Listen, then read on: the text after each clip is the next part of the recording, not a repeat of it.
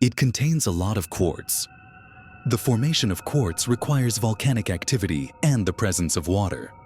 This also confirms from the side that it is very likely that there was a lot of water on Mars in the past. Of course, except for Anshan rock and some honey rock. Inverse rocks are sedimentary rocks.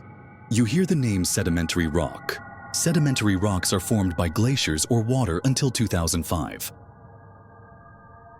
The European Space Agency announced that they had discovered curling at the poles of Mars. Then there is water. But it's solid. You find liquid water, there's a good chance that there might be microbes in it. Accordingly, scientists have speculated what Mars used to look like. Billions of years ago. Mars is supposed to be a warm planet. There's a thick atmosphere up there, and there is an ocean. So, I don't know why, the atmosphere disappears. The ocean gradually evaporates, and that led to Mars looking like this. In fact, simply evaporation cannot explain why there is no water on Mars. Because according to what they speculate, the quantity is too large. Evaporation alone cannot evaporate. They said maybe the water. It seeps into the surface. And the insight in this case is just to take a look. What's under Mars? He can move. He can spin a needle. You can see what's in it. Is there life? So why is the atmosphere on Mars disappearing? Scientists have a theory. They think it was blown away by the solar wind. The perennial strong solar wind blows into the atmosphere. The atmosphere is blown away. Then why hasn't the Earth's atmosphere been blown away? Because Earth and Mars have a very different place. Mars, there's no stimulation. Either none or two females. It's awfully close. What about Earth? When the solar wind blows over, the poles suck it up. So the atmosphere is preserved. It means that suddenly one day the fiery female pole moved. He used to have north and south poles. And then one pole runs to the other pole, and here comes two poles and suddenly disappears. You can't keep it if you cheer up. So vocabulary movement is a very, very scary thing. The current Earth 2 episodes are also moving. Both word sets are also moving. Fortunately, they move in pairs. But if it's just a word set move, that's it. Okay, let's go back. Let's take a look at the whole process of our exploration of Mars. Humans first launched Mariner 9 to explore Mars. And this Mars goes around this Mars. Study his atmosphere, study his surface. And then, flip again, sent the scarf to land on Mars again. Sojourner number issued again. The car runs a little bit. This time, the InSight was sent to probe directly underground. It's a process. If there are aliens in this universe, is this how they explore the universe? If they discovered the Earth, what's the first thing they do? He will definitely send a flying machine over. Let's go around the Earth first. Then the second step is to send a thing to land on Earth. And then step number 3, something comes out. So some of the UFO aliens we've seen so far. Most likely not the aliens themselves, but the probes they send down to Earth. And so what we call these people with big eyes and gray skin, these aliens are actually detectors. Now here's a problem. We sent this sojourner that looks like this little robot monster. It's the same thing. Why do they look like people? We will make a special video to explain these to you in the future. Okay, that's it for today. Welcome to Like, Comment, and Forward. See you next time. I'm Shanshan Anu. Today, we are going to talk about Jupiter. Jupiter is the largest planet in the solar system. How big is it? We can see it with the naked eye. There are 8 planets in this solar system. The first thing to see is Venus. The second easiest thing to see is this planet, Jupiter. So Jupiter's English name is Cupid. Cupid is the head of the gods in ancient Roman mythology. It's like Zeus in Greek mythology. There is currently another name called Thirsty, which is Thursday. It has nothing to do with Cupid. This Thirsty is actually translated from Thor Day. Thor's name is Thor. Thor is the name of a god in Germanic mythology. He is equivalent to this Cupid in Roman mythology. So, they're equal. The Chinese call this Jupiter a fragment. It's because Jupiter has a 12-year orbit. He goes around the Sun once, which is equivalent to 12 years of the Earth year.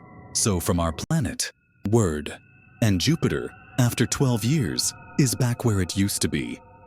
Therefore, according to this characteristic of Jupiter, the 12 years of Jupiter's week are regarded as the 12 earthly branches. This is the division of the 12 years of the zodiac. So, how did the ancients know that this Jupiter returned to its original position in 12 years? No one knows. Jupiter rotates once. He is 10 hours. It's pretty fast.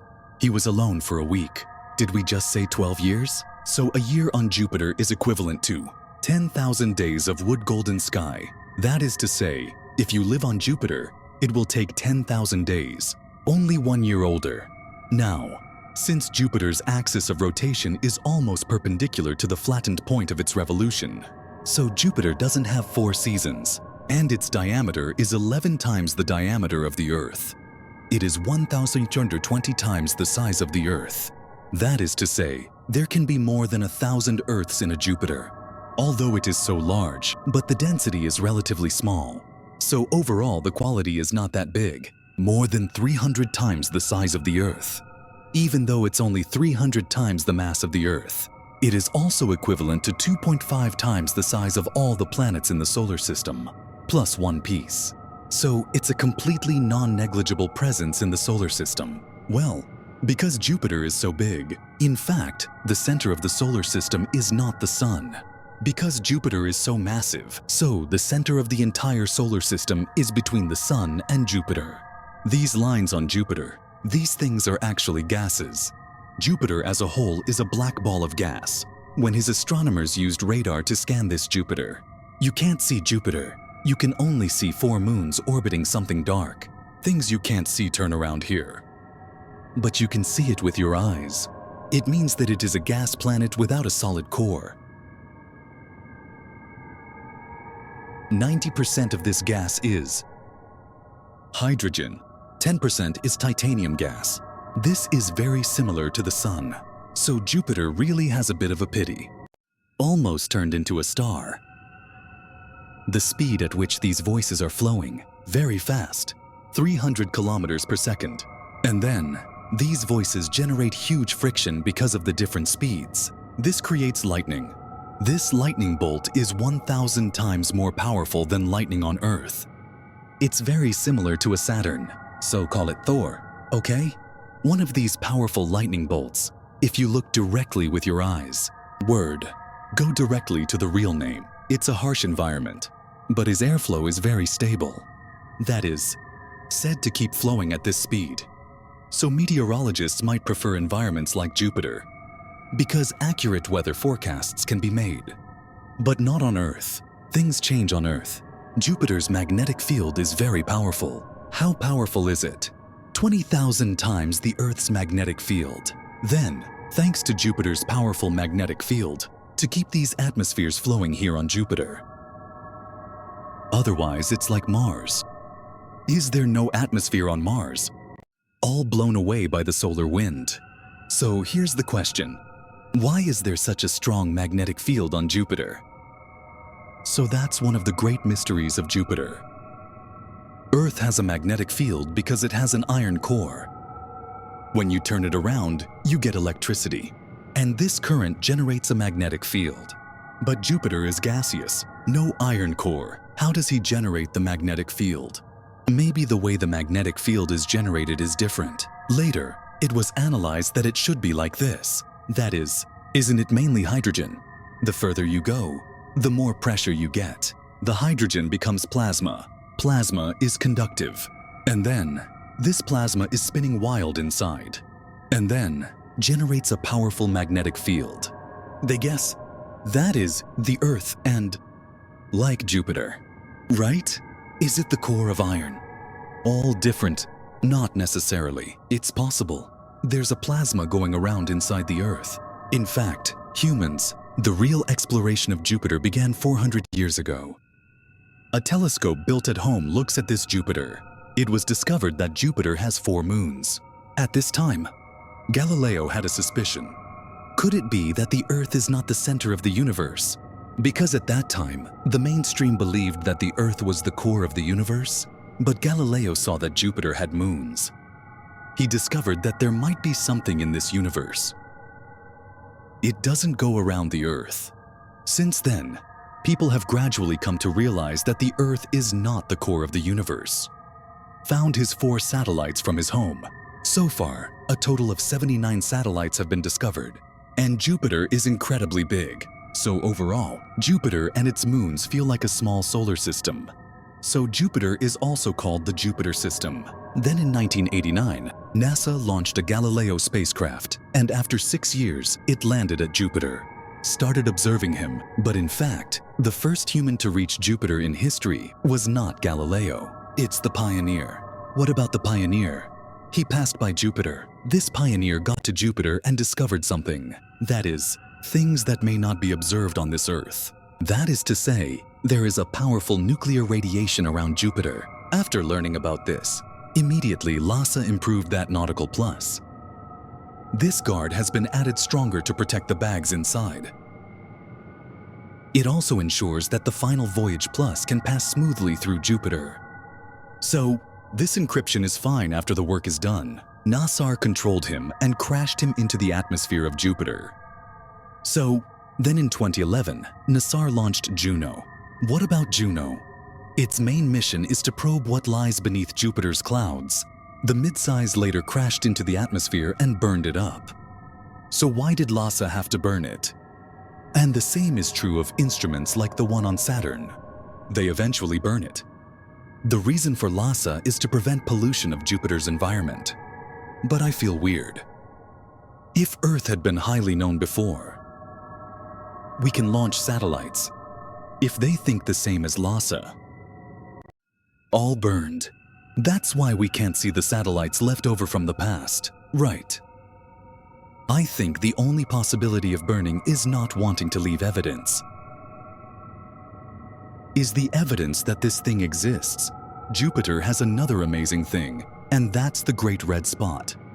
The Great Red Spot is a typhoon blowing on Jupiter. This typhoon has been here for over 400 years, at least 400 years, because the Great Red Spot was already found when Jiayuki found him. Astronomers agree that the Great Red Spot is eternal. But in recent years, and the Great Red Spot is shrinking, and when we find it next month, it's the Great Red Spot. And it's 4 Earths across. Now it can only put down 1.3 Earths. At this speed, it won't be long before this Great Red Spot is gone. So the longest lasting typhoon on Earth was in 1994, a typhoon called John. It lasted 31 days. It's been going on for 400 years and still shaving there. So there are 2 untold stories about this Great Red Spot. The first one is why the Great Red Spot exists on Jupiter. There are strips of gas on Jupiter that flow there. Strips of gas. Why is this place spinning on its own right there? It happened by accident.